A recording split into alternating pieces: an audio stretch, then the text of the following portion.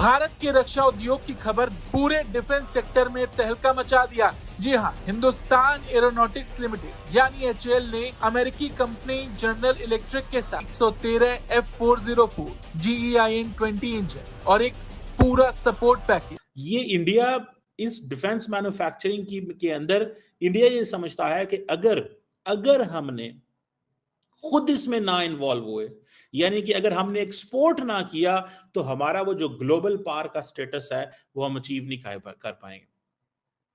कहा जा रहा है कि जो टोटल डिफेंस प्रोडक्शन इंडिया के अंदर हो रही है उसमें 21% जो है वो प्राइवेट सेक्टर है। तो इससे आप अंदाजा लगाएं that how they are making their way, वो कैसे अपने रास्ते बना रहे हैं। सो प्राइवेट सेक्टर को आपको सामने लेके आना पड़ता है।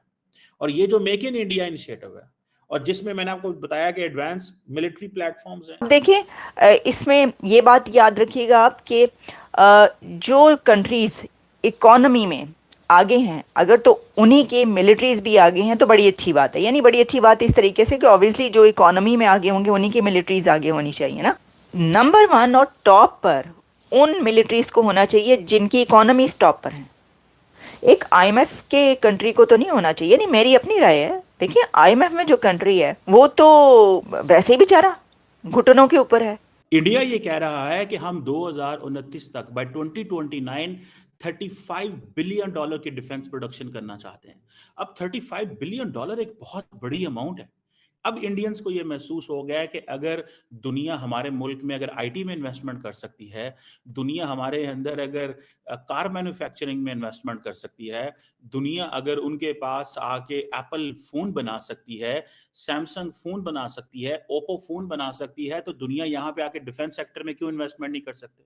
सो उन्होंने जो अपनी इकोनॉमी को लिबरलाइज किया है, सो इसी का वो फायदा उठा रहे हैं कि आए 2029 तक हम $35 अरब पे डिफेंस प्रोडक्शन लेके जाएंगे, लेकिन because only if there is a foreign direct investment अगर 74% है तो उससे फायदा वो उठा रहे हैं। वो और भी इस तरह की इन्वेस्टमेंट्स लेके आना चाहते हैं कि पाकिस्तान 2 फ्रंट नहीं 4 फ्रंट वॉर पे घिरा हुआ है, वो अपने आप को नहीं संभाल सकता और पाकिस्तान कोलैप्स करेगा ही करेगा।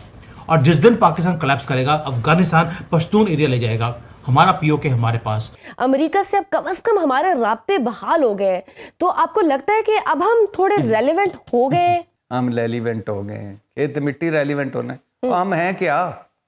पहले तो ये तय करें कि आप हो क्या। यानी आईएमएफ के गुलाम, हर कोई इसराइल और भारत को छोड़कर हर मुल्क से आपने कर्जा लिया हुआ है, कर्जा पकड़ा हुआ है, हर इदारे से आपने कर्जा पकड़ा हुआ है। तो बदकिस्मती है, तकलीफ दे है कि हम नफरत और तकसीम में हैं।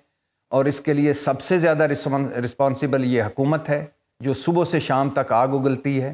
ये इस चीज में बहुत सारा पैसा लगा रहे हैं और वो समझते हैं कि इंडिया जो है वो रशिया से और वेस्टर्न मुल्क से डिफेंस इक्विपमेंट खरीदता रहेगा।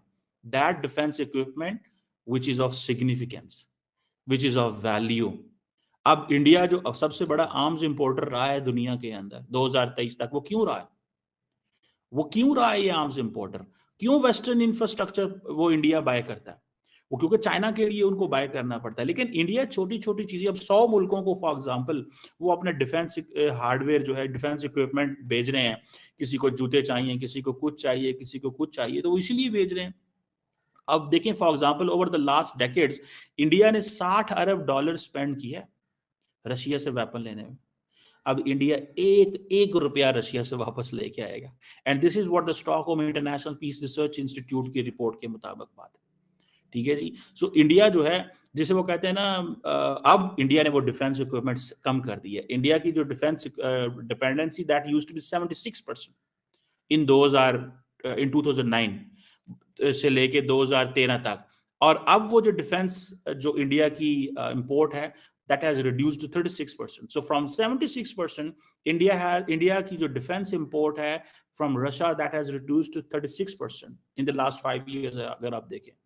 So ये आप देखें कि 1960 से वो जिसे कहते हैं ना, अभी डॉक्टर जयशंकर को आप कल शायद सुन रहे होंगे, वो कहते हैं कि हम तो अमेरिका से डिफेंस इक्विपमेंट लेना चाहते थे, अमेरिका में नहीं देना चाहता था। तो जब पाकिस्तान ने F-16 लिए तो that was a moment India felt कि भाई उनको दे दिए, हमें कुछ नहीं दे रहे। तो India was rushing towards Russia. और अब जैसे इंडिया को वेस्टर्न वर्ल्ड ने ओपन अप हुआ है, वेस्टर्न वर्ल्ड के पास वो गए हैं, तो इंडिया ने रशिया से सप्लाई लेना बंद कर दी। सो 76% जो डिफेंस इक्विपमेंट रशिया से आ रहा था वो 36% पे आ गया है, और अमेरिका के साथ इंडिया ने पिछले 10-12 सालों में 20 अरब डॉलर से ज्यादा का असला खरीदा होगा, 20 बिलियन डॉलर से ज्यादा का असला। ये जो 20 बिलियन डॉलर का जो असला है ये क्यों खरीदा है? बिकॉज अब वो जो मोरेटोरियम थे उठ गए, अब वो सारी चीजें खत्म हो गई। अब देखिए इंडिया के पास आ गया, अब इंडिया जाना चाहता है कि वो जिसे कहते हैं ना कि अब इंडिया की आप सारी की सारी स्टडीज उठा लें, बेशक वो ऑब्जर्वर रिसर्च फाउंडेशन हो, जितनी भी इंडिया वो जैसे कहते हैं ना बिग टिकट परचेजेस जो है, ठीक है जी, वो रशिया से उस तरह नहीं लेगा।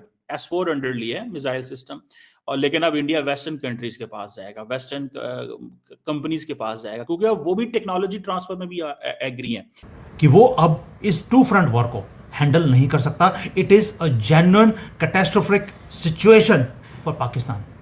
और इसलिए जब उनके जर्नलिस्ट बार बार प्रेस करते हैं अपने मिनिस्टर को कि भाई आप क्या इस युद्ध को हैंडल कर पाएंगे, उनका डिफेंस मिनिस्टर क्या बोल रहा है?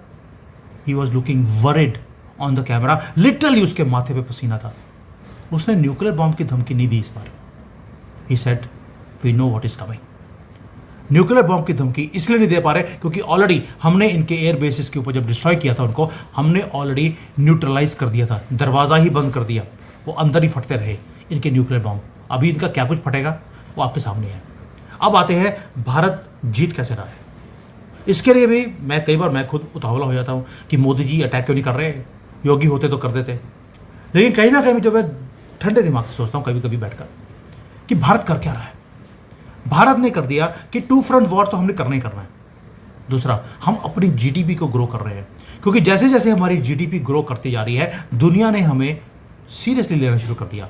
और भाई अमेरिका से लेकर चाइना तक आपके कदमों में आ रहे हैं कि प्लीज़ हमारे साथ डील कर लो, FTA साइन कर लो, कुछ तो कर लो। IMF ने भी अपग्रेड कर दिया कि हमारी जो ग्रोथ पहले वो बोल रहे थे 6.5% पे होगी, अब 8% बोल रहे हैं। 8% पर हम राइज कर रहे हैं, लेकिन अगर युद्ध हुआ तो ये नीचे आ जाएगी। Why should we bring our economy down? हमारी इकोनॉमी ग्रो करेगी तो हमारे पास पैसे आते हैं, उससे हम अपना जो डिफेंस का बजट है उसको भी ग्रो कर पा रहे हैं। तो हमारी आर्मी, हमारी मिलिट्री, एयरफोर्स वो सारी अपग्रेड हो रही है। जितना हम डिले करते जाएंगे उतना दुश्मन वीक हो रहा है, हम उतने ही ज्यादा स्ट्रांग हो रहे हैं। भारत की वजह से हमें ये करना पड़ेगा, भारत जो है वो हमारे पीछे पड़ा है, भारत हमें चलने नहीं देगा, भारत हमें खा जाएगा वाली बातें हमारे यहाँ अभी भी चल रही थी। और कहा यही जा रहा था कि भारत के साथ मुकाबला करने के लिए हमें अपनी इकोनॉमी को जो है वो बेहतर करना होगा। चले किसी भी बहाने से ही, अगर आप भारत के बहाने ये कहते हैं कि इकोनॉमी को ठीक करने की जरूरत है, इकोनॉमी पे काम करने की जरूरत है, तो फौरन कर लेना चाहिए। इससे अच्छी बात क्या हो सकती है? अगर इसी बहाने हमारे यहाँ भी इकोनॉमी बेहतर हो जाए, हमारे भी कोई पासपोर्ट की इज्जत हो जाए, और हमारे लोग जो यहाँ वहाँ पे भिखारी जो कह के पकड़े जाते हैं